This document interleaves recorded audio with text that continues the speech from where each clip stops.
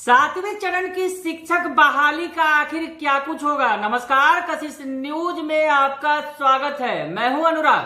सातवें चरण की शिक्षक बहाली की मांग जैसे जैसे तेज हो रही है और ये जो पहेली है अबूझ जो है और अबूझ होती चली जा रही है कि आखिर सरकार चाहती क्या है, कब कुछ ऐलान किया जाएगा, कब सातवें चरण की शिक्षक बहाली का नोटिफिकेशन जारी होगा। ये तमाम सवाल फिलहाल अभी भी तैर रहे हैं और बजट सत्र तेजी से निकलता चला जा रहा है। तमाम जो है अभ्यर्थी हैं, उन्होंने कहा था कि वो उग्र आंदोलन करेंगे और सरकार को घेरेंगे और इस बजट सत्र में ही सरकार सातवें चरण की शिक्षक बहाली का नोटिफिकेशन जारी करे। लेकिन सातवें चरण की शिक्षक बहाली के पहले जिस तरह से नई शिक्षक नियुक्ति नियमावली लाई जानी है, कैबिनेट में पास कराया जाना है और उसके बाद ही तमाम प्रक्रियाएं शुरू की जानी है सातवें चरण की शिक्षक बहाली से जुड़ी हुई। और इस शिक्षक बहाली में 3 लाख पदों पर बहालियां की जानी है, लेकिन मामला आगे नहीं बढ़ सका। कई सारे जो है कैबिनेट की बैठकें हो गई, लेकिन वो जो नई नियुक्ति नियमावली वो कैबिनेट की बैठक में नहीं लाई जा सकी। और शिक्षा मंत्री हर बार दावा हालांकि कर रहे हैं कि वो सातवें चरण की शिक्षक बहाली को लेकर तत्पर हैं, जो नई नियुक्ति नियमावली तैयार की जा रही है। पिछले दिनों हालांकि उन्होंने कहा था कि नई नियुक्ति नियमावली तैयार कर ली गई है, उन्होंने हस्ताक्षर कर दिया है और अब बस कैबिनेट की मुहर लगनी बाकी है। हालांकि बाद में उनका स्टेटमेंट बदल गया शिक्षा मंत्री प्रोफेसर चंद्रशेखर का, और उन्होंने कहा कि नई नियुक्ति नियमावली तैयार की जा रही है, जल्द लाई जाएगी और उसके बाद ये बहालियां की जाएंगी।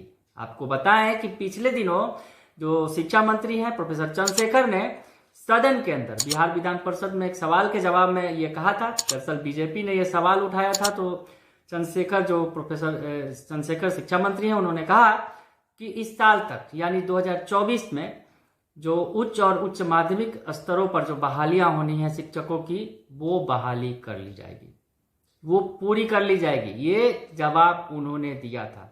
यहाँ मामला ये भी फंस गया कि अगर सरकार तमाम प्रक्रियाएं शुरू भी कर देती है, सातवें चरण की शिक्षक बहाली शुरू भी हो जाती है, तो पहले चरण में माध्यमिक और उच्च माध्यमिक शिक्षकों की बहाली की जानी है। जी हाँ, तो ऐसे में सरकार जब अगर प्रोसेस में जाती है तो इस साल तक उच्च माध्यमिक और उच्च माध्यमिक शिक्षकों की जो बहाली होनी है, उसमें भी बड़ी संख्या है शिक्षकों की, वो बहालियां भले ही सरकार की तरफ से पूरी कर ली जाएंगी, लेकिन प्राथमिक शिक्षकों की बहाली का मसला फिर से अटक जाएगा और इस साल वो पूरा नहीं हो सकेगा। क्योंकि जिस तरह से शिक्षा मंत्री ने जो बीजेपी विधायकों के विधान पार्षदों के सवाल के जवाब में कहा था, दरअसल इस सवाल पर पूरा पूछा था प्रोफेसर नवल किशोर यादव ने और कहा था कि ये शिक्षक जो बहाली प्रक्रिया है वो पूरी हो जाएगी इस वर्ष के अंत तक।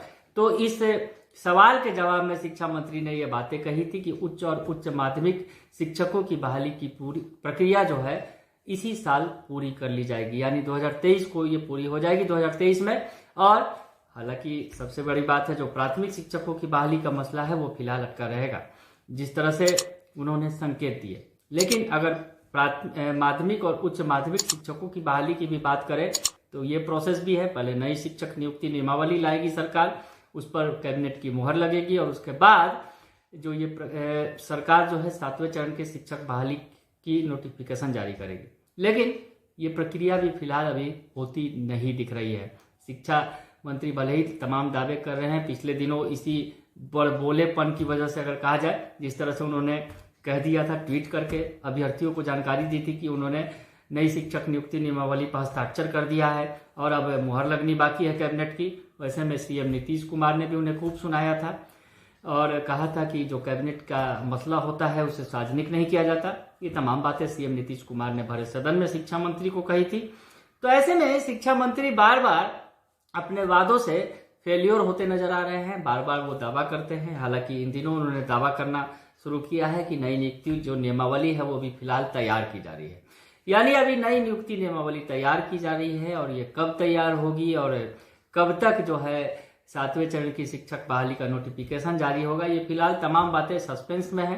हालांकि इस बीच जो है अभ्यर्थियों का विरोध, सीटेट बीटेट और एस्टेट अभ्यर्थी हैं वो लगातार विरोध कर रहे हैं, उनका विरोध जारी है और उन्होंने पिछले दिनों उग्र आंदोलन भी किया था।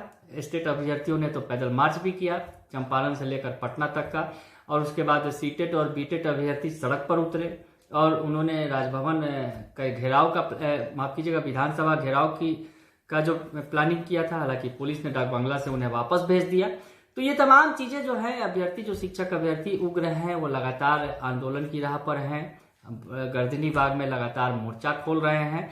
ऐसे में तमाम चीजें देखने को मिल रही हैं और बीजेपी भी सपोर्ट में है। पिछले दिनों यानी कल ही बीजेपी ने सदन में इस जो सदन के बाहर जो प्रदर्शन किया उसमें 7वें चरण की शिक्षक बहाली की भी मांग उन्होंने उठाई।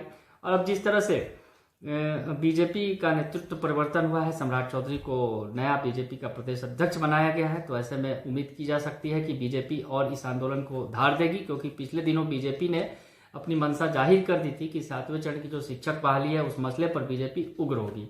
तो खैर फिलहाल तमाम आंदोलन के दावे किए जा रहे हैं। सरकार के दावे हैं कि जल्द ही वो कैबिनेट में लाएंगे नई नियुक्ति नियमावली और 7वें चरण की शिक्षक बहाली की जाएगी। ये तमाम दावों और प्रतिदावों के बीच, विरोध के बीच अभी भी इंतजार है कि 7वें चरण की शिक्षक बहाली कब होगी। तो ताजा अपडेट फिलहाल यही है कि अभी 7वें चरण की शिक्षक बहाली पर केवल दावों का दौर चल रहा है। फिलहाल जमीनी हकीकत नजर नहीं आती है।